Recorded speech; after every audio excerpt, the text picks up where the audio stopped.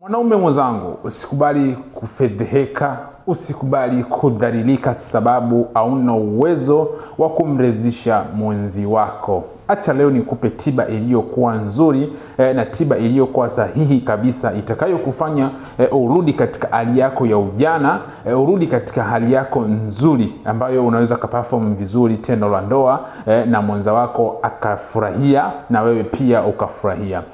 Wakati mwingine unakuwa unamuogopa mwanamke kwa sababu ya fedheha. Unaweza kusema kwamba nikikutana na mwanamke nitapata fedheha fulani. Hivyo unajisikia aibu kukutana na mwanamke kwa sababu najua madhaifu yangu. Acha kuweza kuogopa wanawake. Wanawake tumeombewa sisi wanaume na sisi ndio kiburudisho chetu wao, na wao ili waweze kuwa na furaha sisi lazima tuweze kuwaridhisha wao pia vile vile. Sasa leo nakupatia hii tiba kama una changamoto ya kutokushiriki vizuri tendo la ndoa. Yaani una uwezo wa kwenda mara moja ukashindwa kurudia mara ya pili, au unaweza kaenda mara moja lakini kurudia mara ya pili inachukua muda mrefu sana ili kuweza kurudia round ya pili. Au unaweza kaenda mara moja, ukaenda mara mbili, ukaenda mara tatu, lakini ile kila ukiweka umemaliza. Kila ukiweka umemaliza. Sasa hii inakuwa ni changamoto sana kwa sababu mwenza wako anahitaji performance ya muda mrefu kidogo ili na yeye aweze kuvuta hisia na aweze kufika katika sehemu ambayo anaihitaji. Lakini kama wewe utakuwa na kila baada ya sekunde 15, sekunde 30 umemaliza, sasa yeye anakuwa hawezi kufika katika sehemu husika kwa sababu haujampa muda wa kuweza kuvuta ile hisia yake na kuweza kufika katika sehemu ambayo anaihitaji.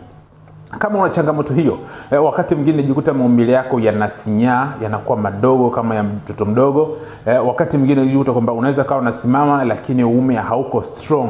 Yaani umesimama upo legelege, hauko strong kuweza kuingia katika ile sehemu na kuweza kufanya kazi vizuri kabisa. Hiyo ni changamoto. Sasa acha nikuelekeze hii tiba ambayo itakaweza kukufanya wewe ukamaliza changamoto zako zote. Ukajikuta kwamba uko vizuri, unafurahia tendo na mwenzako naye anaburudika, anafika katika sehemu husika na kuweza kumaliza haja zenu wote kwa wakati mmoja.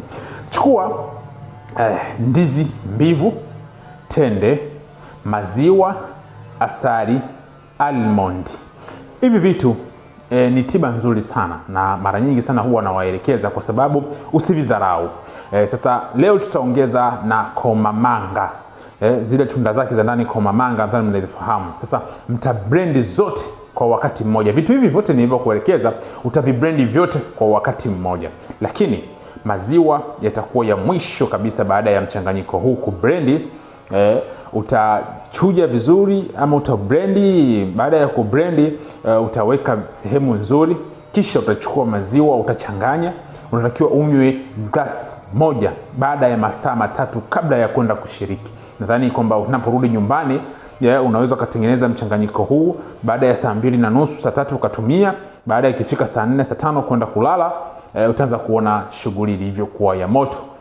Baada ya wewe kuweza kutumia mchanganyiko huu. Hapo na kuweza kuzungumzia wewe utafika katika sehemu yako husika, lakini pia mwenzio naye atafika katika sehemu husika vizuri sana. Hii ni kama booster fulani ambayo unaweza kutumia wewe ikakumaliza haja zako. Lakini ipo tiba kamili ambayo iliyoandaliwa kwa ajili ya kuweza kutibu na kuweza kumaliza changamoto ambayo inayokusumbua. Sasa unaipataje? Nitafute kupitia namba zangu za simu +255 752 16 38 38. Popote pale ulipo, tiba hii una uwezo kuipata na kuweza kumaliza changamoto zako. Hii ni tiba inayotibu na kuweza kumaliza kabisa ambayo ukinitafuta na kupatia. Lakini niliyokuelekeza hapo nimekuelekeza kama juisi ama juisi tiba, yani kama booster ambayo unaweza kutumia na ukajikuta kwamba uko vizuri. Tiba kamili mtafute mtaalamu wa Dr. Muhammad popote pale ulipo.